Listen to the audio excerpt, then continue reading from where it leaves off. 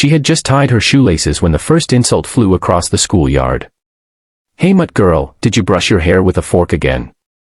Laughter exploded around Kira, and even the students who weren't involved looked over, half amused, half curious, all silent. No one stepped in. No one ever did. Kira Johnson was used to being the outsider. 11 years old, quiet, and fiercely private, she kept her head down at Maple Creek Middle School. She loved books more than people, trees more than lunch tables, and she never spoke unless necessary. But what made her an easy target wasn't her silence. It was her skin, her hair, her mom's uniform, and the two massive military dogs that picked her up after school. The kids didn't understand her. So they mocked what they didn't get. Bet she talks to those dogs because no one else wants to. She probably eats Masaris for lunch like her army mama. Kira didn't respond. She just stared at her book and tried to shut the world out. But no matter how strong you pretend to be, silence doesn't always shield you from pain. The bullying started subtly months ago, whispers, giggles, looks.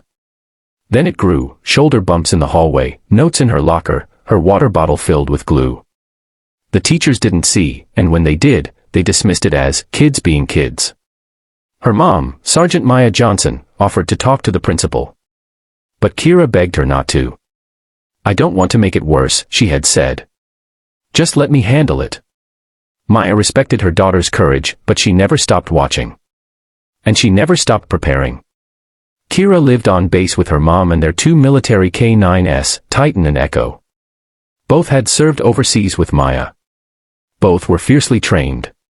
Both adored Kira like she was their pack leader. But school rules meant they couldn't come near campus until today.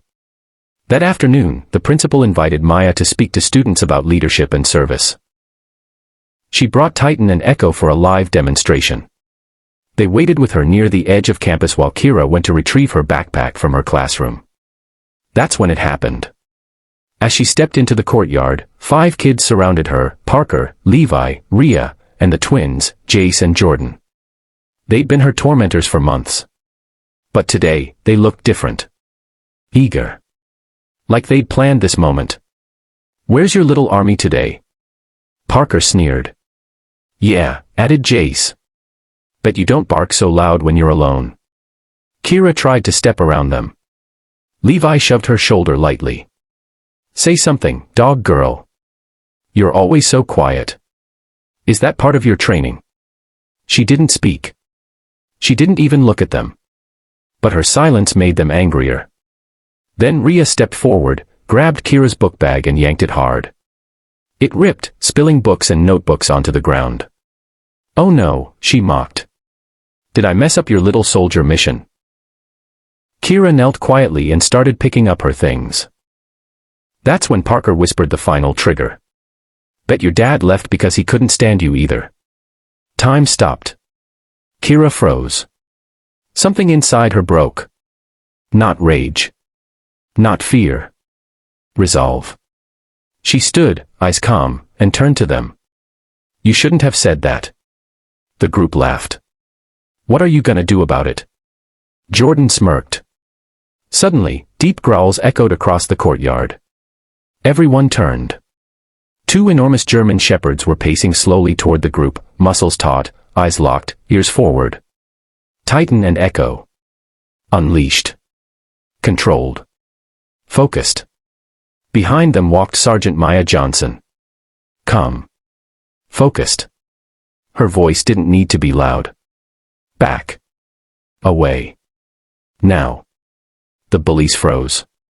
Parker stepped back instinctively. "These dogs," Maya said evenly, "have been trained to detect threats. They protect what matters. And right now, what matters most is my daughter." Titan stepped in front of Kira and stood firm, hackles slightly raised but still under control. Echo circled once, then sat beside her, never taking his eyes off the group. Parker stammered. We didn't. "I saw enough," Maya interrupted. "And so did my team." From the side, the assistant principal had arrived, having followed the dogs when they ran toward the disturbance. Within minutes, the bullies were escorted away. Parents were called. Detentions were assigned. And for the first time, someone listened. That day, Kira didn't just walk away protected. She walked away seen. The following week, something changed. Students began to approach her, curious, apologetic, even friendly. Some asked about the dogs. Some just wanted to sit with her. The same kids who once looked past her now looked up to her. But Kira didn't need their validation anymore. She had faced her storm. And the world had finally heard her silence. At home, Maya placed Kira's repaired backpack on the kitchen table. "I'm proud of you," she said softly. "You didn't have to roar. You just had to stand." Kira smiled and knelt beside Titan and Echo, scratching behind their ears. "They stood for me," she whispered. "Now I know how to stand for myself." Message. Sometimes the world doesn't hear your pain until it sees your strength. And sometimes, strength doesn't arrive in noise, it walks in silent, loyal, and ready.